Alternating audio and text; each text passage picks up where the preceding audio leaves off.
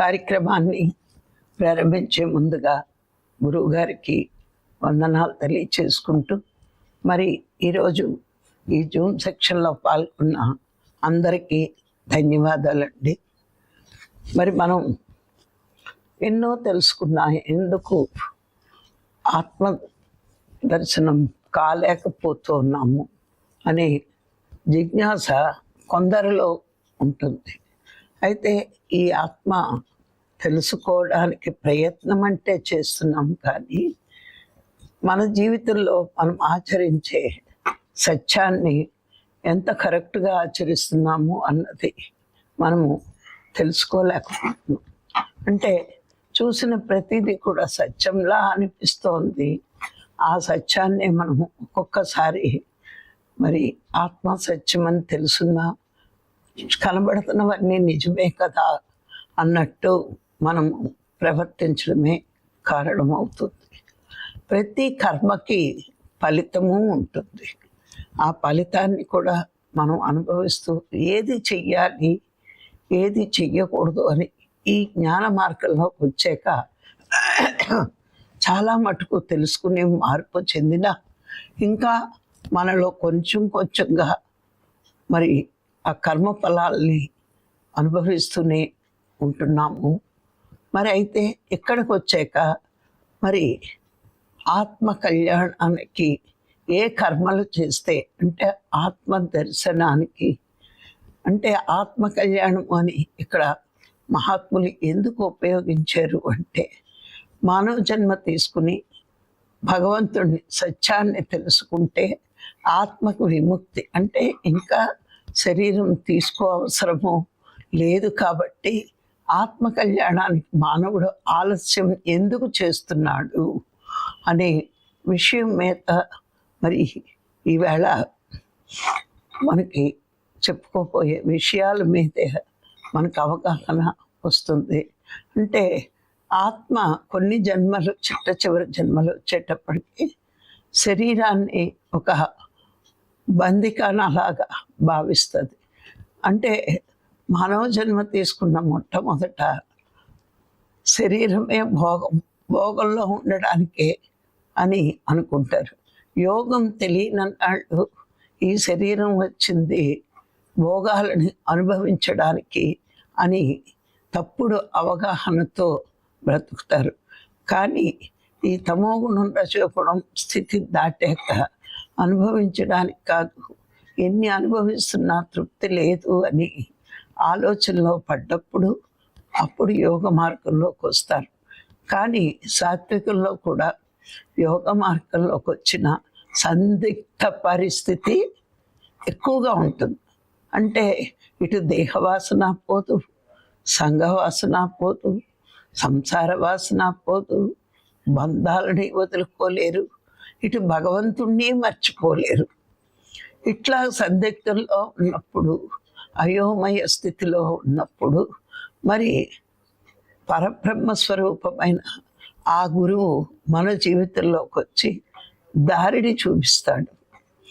అప్పుడు నువ్వు చెయ్యవలసింది, నీ జన్మకి కారణం మరి ఈ దీనికోసం, అంటే నువ్వెవరో తెలుసుకోవడం కోసమే సృష్టిలో ఇన్ని జీవరాశులున్నా ఒక్క మానవుడికి ఈ అవకాశం కల్పించబడింది అని గురువు ద్వారా తెలుసుకున్నప్పుడు మన జీవిత ధ్యేయం ఏంటి, లక్ష్యం ఏంటి, ఎందుకు వచ్చాము, ఈ విషయాలన్నీ తెలిసినా గత జన్మ వాసనలు, సంస్కారాలు, మరి ఈ బంధాల వల్ల మళ్ళా ఆ ఎరుకని కోల్పోతూ ఉంటాం. అందుకే మనకి రెండు మాటలు చెప్పారు మహాత్ములు. ఒకటి సామాజిక సత్యం, రెండు పరాసత్యం. అంటే సామాజిక సత్యం ఏంటి, పరాసత్యం అంటే ఏంటి అన్నది మనం తెలుసుకుంటే మనకి ఈ సందిగ్ధంలో పడి ఏ కర్మ చెయ్యాలో మనకు తెలుస్తుంది. ఈ సామాజిక సత్యం అంటే ఇంచుమించుగా ప్రాపంచిక సత్యం అని మనం తెలుసుకోవచ్చు. ఏంటంటే భూమి మీద మనం ఏ కర్మ చేసినా ఫలితం ఉంటుంది. కొన్ని కర్మలు మనకి తప్పదు కదా, తప్పించుకోలేము కదా అని చేస్తూ ఉంటాం. మరి అలా చేస్తున్నప్పుడు కొన్ని పాపము చేస్తాము కర్మలు, కొన్ని పుణ్యకర్మలు చేస్తాం. మరి రెండు ఫలితాలు మాత్రం శాశ్వతం కాదు. పాప ఫలితం అనుభవించాలి దుఃఖం, పుణ్యకర్మల ఫలితము అనుభవించాలి. రెండు అనుభవిస్తే పోతాయి. ఇక్కడ గమనించుకుంటే ప్రతి విషయాన్ని మనం రోజు రోజుకి ఎదుగుతున్నాం. ప్రతి విషయాన్ని బుర్రలోకి ఎక్కించుకోవాలి. ఈ పాపం కానీ పుణ్యం కానీ అనుభవిస్తే ఆ కర్మఫలం పోతోంది, కానీ జ్ఞానఫలం ఆ పరమాత్ముడు కృప వల్ల మనకు వచ్చినప్పుడు ఇది పోక్కర్లేదు, పోదు కూడా. ఇది శాశ్వత ఫలము. ఇక్కడే చాలామంది ప్రాపంచిక జీవితంలో ఉన్నవాడికి అర్థం కాని విషయం ఈ ఒక్క విషయమే. ఇప్పుడు మనం పుణ్యం ఉంది, జన్మ తీసుకున్నాం, భోగాలను అనుభవించేసాం, అయిపోయింది. ఆ జన్మలో అనుభవించాం కాబట్టి పుణ్యఫలం అయిపోయింది. అలాగే పాప ఫలము ఉంది. ఈ అంతా దుఃఖాలు, బాధలు, కష్టాలు, కన్నీళ్ళు అనుభవించేసాం. ఆ కర్మ ఫలము అయిపోయింది. కానీ ఈ జన్మలో చేసుకున్న జ్ఞాన ఫలం మరు జన్మకు కూడా వస్తుంది, అనుభవిస్తే పోయేది కాదు. మరి ఎవరు సామాజిక సత్యంలో ఉంటారు, ఎవరు పరాసత్యంలో ఉంటారు? దేహమే నేను అనుకునేవాళ్ళు, ప్రపంచమే శాశ్వతం అనుకున్న వాళ్ళు, పరమాత్మ గురించి అవగాహన లేని వాళ్ళు, మరి సామాజిక సత్యమే అసలైన సత్యం అని కొన్ని జన్మల పాపాలు చేసిన కొంచెం సాత్విక గుణం వచ్చేటప్పటికి దుఃఖాలన్నీ దీనివల్లే వస్తున్నాయి. కాబట్టి పుణ్యకర్మలు చేస్తూ ఉంటారు. ఎందుకు ఇంకా పుణ్యకర్మలు చేస్తున్నారు అంటే వచ్చే జన్మలో మంచి జన్మ రావాలి అనే ఒక కోరిక కూడా ఉండకూడదు. ఎలా చెప్తారు అంటే ప్రాపంచిక భోగాలు కోరకూడదు, స్వర్గ సుఖాలు కోరకూడదు. అటువంటి వాళ్ళే మోక్షానికి వెళ్ళడానికి అర్హత ఉంది అని చెప్పడం జరిగింది. అంటే ఇహ పర భోగాల మీద వైరాగ్యం కలిగినప్పుడే మోక్షానికి వెళ్ళడానికి అర్హత వస్తుంది. కానీ అంటే మనం పుణ్యకర్మలు చేసినప్పుడు స్వర్గాది భోగాలు వస్తాయి, భూమి మీద సంపదలు వస్తాయి. కానీ క్షీణే పుణ్య మధ్యలోక విశంతి అని గీతలో చెప్పినట్టు పుణ్యం అనుభవించే ఆ పుణ్యకర్మ అయిపోయిన వెంటనే ఆ ఫలితం అయిపోతే మళ్ళా తల్లి గర్భంలో శిశువుగా జన్మించి మరి గర్భనరకం జన్మనరకం అనుభవించవలసి వచ్చింది. అందుకే కర్మలు చేస్తూ పాపకర్మలు ఎలాగా చెయ్యం. ఇక్కడికి వచ్చాక సాత్వికంలోకి వచ్చాక పుణ్యకర్మలు కూడా ఎట్లా చెయ్యాలి అంటే పుణ్యఫలం పరమాత్మకు అర్పిస్తే హృదయం శుద్ధి అవుతుంది. అంటే నీ హృదయం శుద్ధి అవ్వాలంటే కర్మఫల త్యాగం, కర్మ చెయ్యడం కాదు, కర్మలు త్యాగం చేయడం కాదు. అంటే చాలామంది మాకెందుకు వచ్చింది అని కర్మలేమో అంటారు. సన్యాసం అంటే కర్మలు వదిలి కాషాయాలు కట్టుకోవడం అని చాలామంది అనుకుంటున్నారు. కర్మలు వదలడం, కాషాయం కట్టుకోవడం కాదు సన్యాసం అంటే. గీతలో కృష్ణ భగవానుడు చెప్పింది కర్మలను ఎప్పుడూ వదలొద్దు, కర్మ ఫలాన్ని వదలండి. కర్మలు వదిలితే సోమరితనం వస్తుంది. కర్మలు వదలొద్దు, పుణ్యకర్మలు చెయ్యండి. కానీ ఫలితాన్ని పరమాత్మకు అర్పిస్తే అప్పుడు నువ్వు శుద్ధత్వంలోకి వస్తావు. నీ హృదయం శుద్ధత్వంలోకి వచ్చినప్పుడు హృదయ శుద్ధి ఉన్నవాడికే ఆత్మదర్శనం కలుగుతుంది. అంటే శుద్ధ స్వరూపాన్ని దర్శించాలి అనే జిజ్ఞాస ఏర్పడుతుందట. ఎందుకు పరమాత్మకి కర్మఫలాన్ని అర్పించాలి అంటే మనకు హృదయ శుద్ధి కోసం. ఆ శుద్ధత్వం రావాలి అంటే మనం ఫలితాన్ని అర్పించేయాలి. నేను శుద్ధిగా ఉండాలి అంటే ఏదో విషయంలో నేను చేస్తున్నాననే భావన మన హృదయంలో మొలకెత్తుతూ ఉంటుంది. ఆ భావన వచ్చిందా, నువ్వు ఇంకా శుద్ధత్వంలో లేనట్టే. అది ఫలితం, ఆ పుణ్యకర్మ ఫలితం పరమాత్మకి అర్పించినప్పుడు మాత్రమే నీ హృదయం శుద్ధి జరుగుతుంది. ఆ శుద్ధ స్వరూపాన్ని దర్శించాలి అనే జిజ్ఞాస కలుగుతుంది. అప్పుడే దర్శించాలంటే మళ్ళీ సాధన జ్ఞానం ఉండాల్సిందే. ముందు ప్లాట్ఫామ్ తయారు చేసుకుంటున్నాం. ఎలా? కర్మ ఫలితాన్ని, పుణ్యకర్మల ఫలితాన్ని పరమాత్మకి అర్పించినప్పుడు శుద్ధమైన హృదయం కలుగుతుంది. ఆ శుద్ధమైన హృదయం ఉన్నప్పుడు శుద్ధ స్వరూపమైన ఆత్మని దర్శించాలి అనే జిజ్ఞాస నీకు ఏర్పడుతుంది. ఎవరికైనా ఏ పనైనా చేస్తే ఖచ్చితంగా ఫలితం వస్తుంది, రాకుండా ఉండదు. ప్రాపంచిక జీవితంలో నువ్వే కర్మ చేసినా నీకు ఫలితం వస్తుంది. ఆ ఫలితం కోసం కాదు, నాకు ఇది కాదు, అది పరమసత్యం కాదు, ఈ ఫలితం శాశ్వతం కాని ప్రతి ఫలితము పరమసత్యం కానే కాదు. పరమసత్యం అంటే నువ్వు జ్ఞానాన్ని పొంది సాధన చేసి భగవంతుడే శాశ్వతుడు సృష్టిలో అనేది నువ్వు తెలుసుకోవడమే పరమసత్యం. భూమి మీద నువ్వు చేసే ప్రతి కర్మకి వచ్చిన ఫలితం పరమసత్యం కాదు, అది సామాజిక సత్యం మాత్రమే అవుతుంది. ఈ ప్రయాణంలో నువ్వు పరమసత్యం గురించి తెలుసుకోవాలనుకున్నప్పుడు ఈ సృష్టిలో నువ్వు తెలుసుకోవాల్సింది ఒకటేనండి. గురువు వచ్చాక నువ్వు ఈ భూమండలాన్ని చూసి, అణువంత ఉన్న భూమండలాన్ని చూసి మురిసిపోతున్నావు. కానీ ఈ సృష్టిలో బ్రహ్మాండాలు మారుతాయి, వ్యక్తులు మారుతారు. ఒక గట్టి పూచంత మార్పు లేకుండా ఉండే పరమాత్మ శాశ్వతుడు. కానీ మార్పు చెందే ఈ సృష్టి పరమసత్యం కాదు, ఇది సామాజిక సత్యమే. నువ్వు చూసే ప్రతిదీ మార్పు చెందుతూ ఉంటుంది, ఇది పరమసత్యం.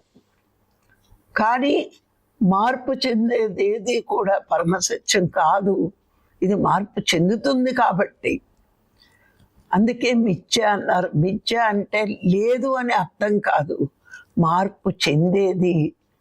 చందనిది ఏదైతే ఉందో అది పరమసత్యం.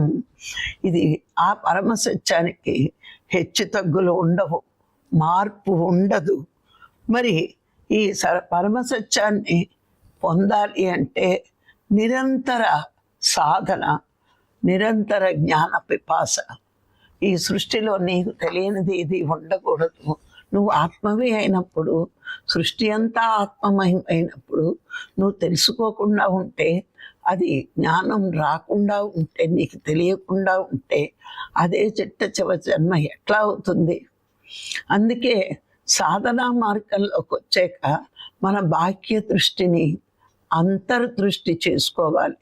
బాహ్య దృష్టిని అంతర్దృష్టి చెయ్యడము అంటే సామాజిక సత్యం నుంచి పరమసత్యం వైపుకు మనం తిరిగినట్లు అర్థం. ఎందుకు అంటే అప్పటి వరకు మన జీవితం అంతా కనిపిస్తున్నది సత్యం అనే దాంట్లో బతికేసాం, ఊహల్లో బతికాం.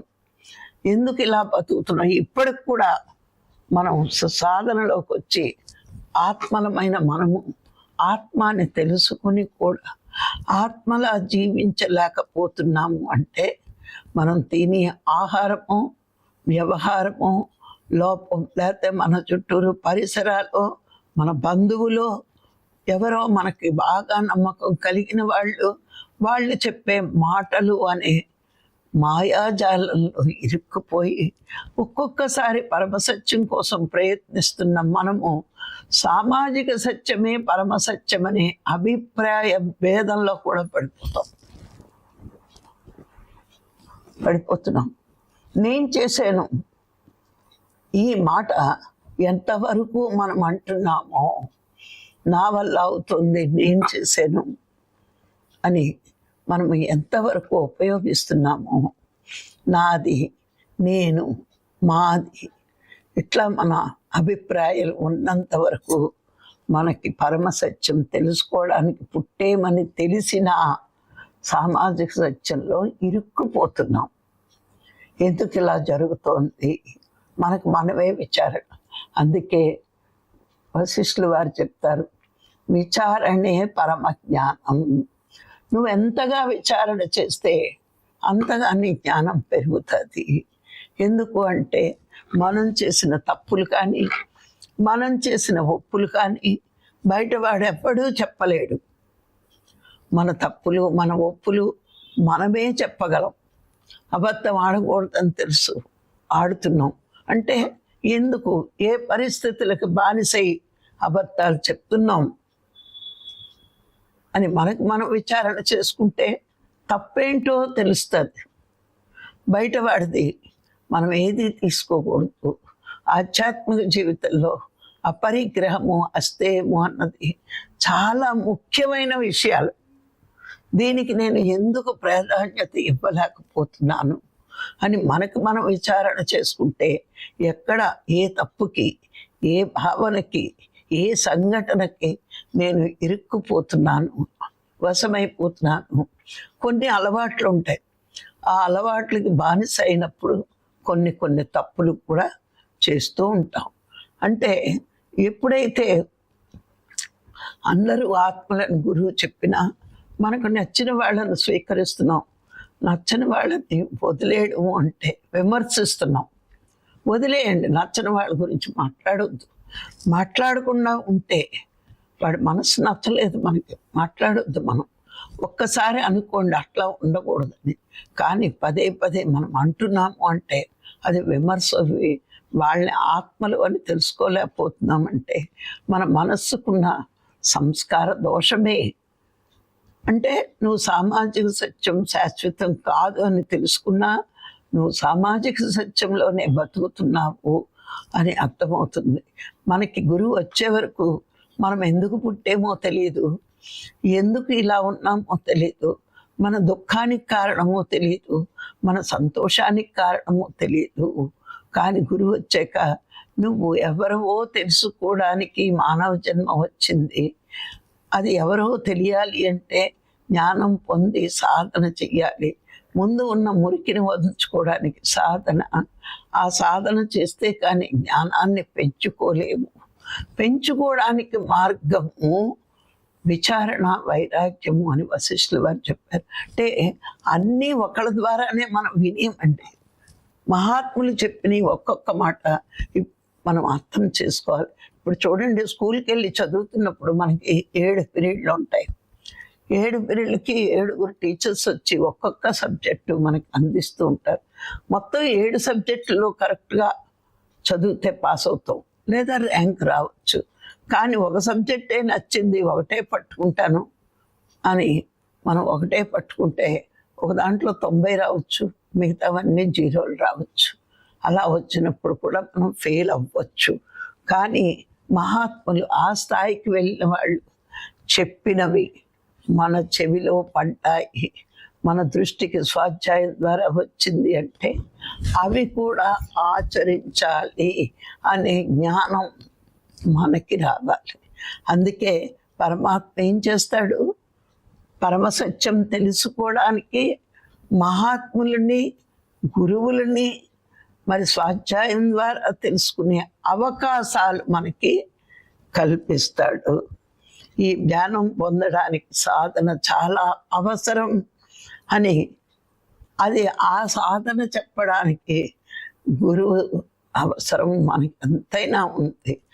ఇక్కడ గమనిస్తే పరాసత్యం తెలియపరిచే గురువులందరూ కూడా పరబ్రహ్మ స్వరూపాలే అని దక్షిణామూర్తి చెప్పడం జరిగిందండి.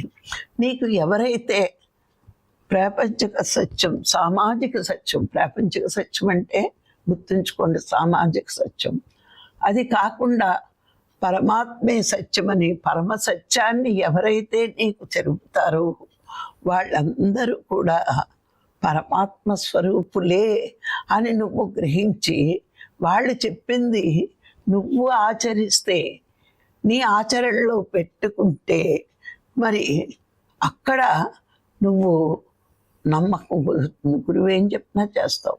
ఆయన పరమాత్మ స్వరూపుడు కాదు వ్యక్తి అనుకుంటే నువ్వు ఆయనకున్న జ్ఞానాన్ని స్వీకరించడానికి నీ అహం అడ్డు వస్తుంది. అందుకే గురువుని ఎప్పుడూ కూడా పరమాత్మ స్వరూపంగా చూడగలిగిన వాడు, గురువుకి శరణాగతి అయిన వాడు ఆత్మజ్ఞానంలో ముందుకి వెళ్ళిపోతాడు. మరి సనకసనందాదులు లాంటి పెద్ద గొప్ప ఋషికుమారుడే దక్షిణామూర్తి దగ్గర కూర్చుని సాధన చేసేటప్పటికి ఆయనలో జ్ఞానమంతా వీళ్ళకి ఇంకిపోయిందంటే అంత శరణాగతి అయిపోయారు.